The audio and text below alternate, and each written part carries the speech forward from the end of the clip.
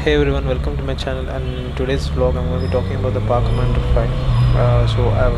I'm already running a full system Akra pouch exhaust and a BMC air filter on my bike, and after the exhaust and the air filter the bike is running a little bit lean and hot. There is a little bit of a lag in throttle response, so that was expected because now the air fuel ratio is messed about in the bike, and power commander is the only option to sort things out, to get back that proper air fuel ratio.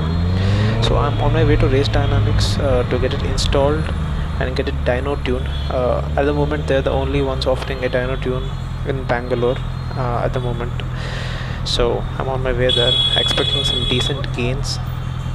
So most of you might be wondering, why not just download the map that is available at the power commander website.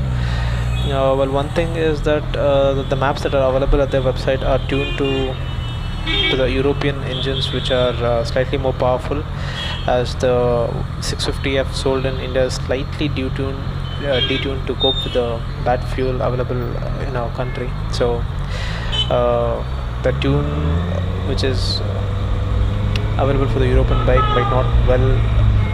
might not work well with our bikes.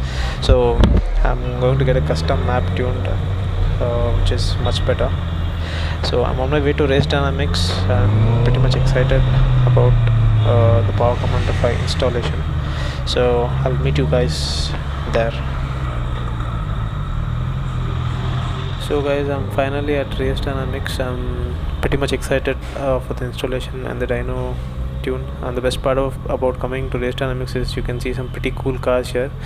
Right there is an old SLK, and the best thing is right behind that SLK is a legendary Japanese monster, Godzilla, and it's not the new R35 Skyline.